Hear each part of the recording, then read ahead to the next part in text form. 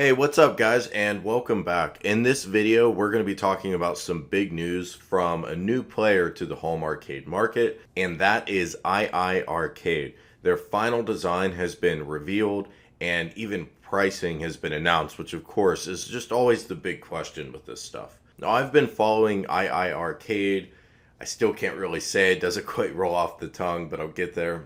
I've been following them for a few months now, and I even sat down with the founder not too long ago to talk about his plans. But at the time, he wouldn't share a lot of details as everything was still in the planning phase and not ready to be totally unveiled. Now the iiRcade's final form is out, and let's take a look and talk about it. The new design, I think, and the consensus in the Facebook chat, and I should mention that's where this was all unveiled, was a Facebook Live video on the iiRcade official page. I'll put a link below. But this new design looks a lot better than what we saw at CES, and everybody in the chat seemed to agree. I thought the neon orange and blue actually specifically was really cool. Looks a lot like a Nike windbreaker I had in the mid-90s. That was like a popular, bold sort of design motif back in the day. According to Chong, the founder, they wanted to nail a retro and futuristic look at the same time, which sounds contradictory, but I actually think they've pulled it off. It does look good. The base, there's sort of this tower base that sits under the cabinet, because if you've seen my earlier videos, you know, but the way this is designed, there's a tabletop piece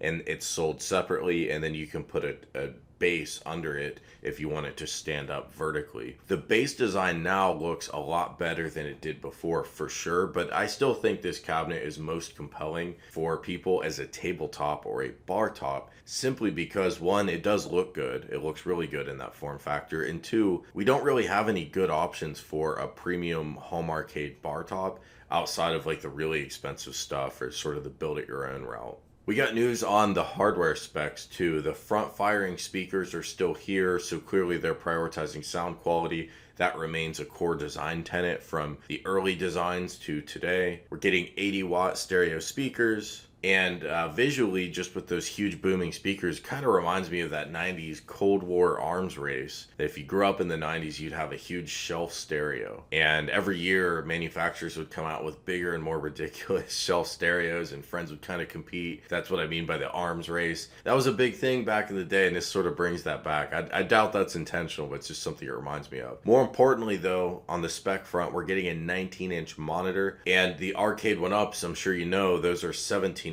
monitors, and that's a common mod as people will swap in a 19-inch. It really fills out the bezel better, according to the founder. We also got some insight on part pricing for these kind of products. He's telling us, Jong is saying there's a $15 to $20 cost difference from jumping from a 17-inch to a 19-inch, and when you're manufacturing these things at scale, $15 to $20 is a big deal. I would note too, he said the official photos that I've got up on the screen, that's the 17-inch. They made it sounds like a last minute decision to swap in the 19, so I don't know that we have any photos of those yet. As far as the internals, we get a 2 gigahertz hexa-core CPU, so a 6-core CPU, 4 gigabytes of, I think I heard DDR4 RAM, 64 gigabytes of game storage, of course that amplified stereo sound, the 19-inch display, and a custom operating system that is completely game optimized. So it's pretty clear this is not designed just for retro gaming, which that's what I'm in it for, I think. I mean, I'm always interested in getting a new product, and maybe I'll be surprised and I'll play other types of things on it. Not counting that out, but I really look at these products as retro gaming. I've got the Xbox One. I'm going to get the new one next year. Switch and all of that, and I kind of look at that and PC for high-end gaming. But when I think about an arcade cabinet, I'm really thinking about old school games, and obviously that's going to be there too. But I do appreciate the tech behind this. This stuff is not cheap, and this is leagues beyond the very simple SoCs we get with an arcade one up. On the design front, apparently there have been a lot of requests to widen the control panel so you get better two-player side-by-side stand-up play without bumping shoulders, something we're all familiar with a lot of these home arcades. They haven't done that. And iiRcade's saying they think they've got really the ideal width for two reasons. I thought this was interesting. The first one, they do seem to be prioritizing the tabletop design. If it's too wide, it would just take up too much space, according to them, not be practical as a bar top or tabletop. But the other one is allowing for one person to use both joysticks simultaneously for modern two-stick games. Think about like a first-person shooter. Now, I agree with the first consideration. I think bar top is the killer way to use this cabinet relative to its competition. From from everything I've seen so far. For that second scenario, one person, two joysticks, I don't think I'm sold on that just yet. There are a handful of two-stick classic arcade games, of course. Karate Champ, which we've covered on this channel. There are others that haven't been re-released yet. So that's out there, but I think what he's talking about is, again, that modern game scenario like an FPS. I'd rather play those games with analog controls. If they're doing new games that are designed for two joysticks that are optimized for digital arcade controls, I'm interested. But if it's taking a modern game and retrofitting it to those digital arcade controls when it was designed for analog, it's just hard for me to get my head around that. Now, one workaround for this would be allow for connectivity to, say, an Xbox or a PlayStation controller, which shouldn't be too hard to do. Those are pretty standard controllers, and the newest Xbox and all the PlayStation 4 controllers have Bluetooth. I don't know that this cabinet has Bluetooth, but that wouldn't be a terribly expensive thing to add, but I digress. So let's talk pricing, because that's what always makes or breaks, I think, these products on day one. Was it priced correctly? Did the audience, did all of us rally around it and go out and pick one up? So for the bar top piece, which is the standalone, it's got all the internals, the stereo, everything else, and it's designed to sit on a bar or table, that's gonna be $599. And then for the base that goes under it, it's $149. I keep calling it a base. I'm not really sure what to call it. It's not equivalent to a riser like you get with an arcade one-up. It really is just a tower piece that is the entire bottom of an arcade. Now, they said on the Facebook cast that they used really high quality materials, including even high quality wood. So I'm expecting this to be fairly heavy, and I'm expecting this to feel very, very solid. With all those specs and assuming a very solid build quality, I think that that's reasonable pricing. $600 for a premium bar top cabinet. It comes with some games, and then it's easily expanded with more games.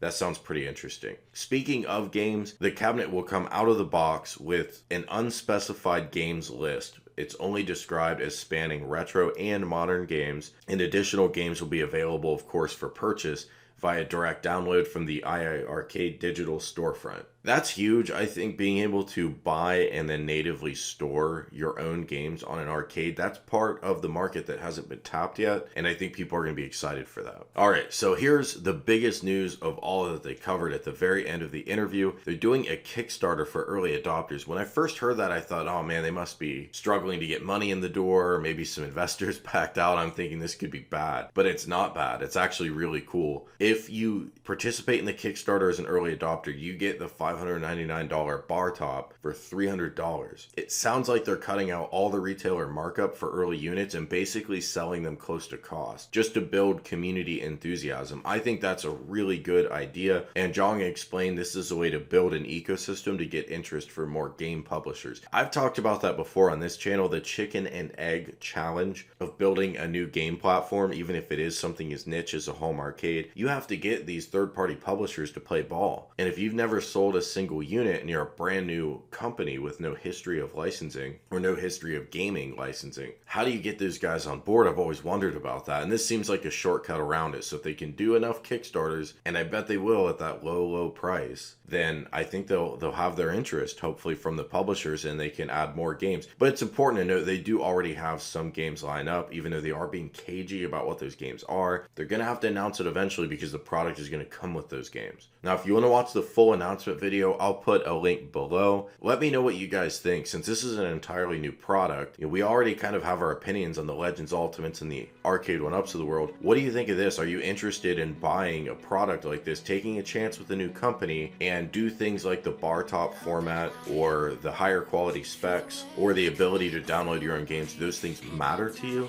Or would you rather just kind of get the products that are already out there that you know are tested? Let me know what you guys think, and if you're going to be checking out that Kickstarter, which once it's announced, I'll be sure to let you guys know. Take care and stay safe out there. Dripping lights paint the sky.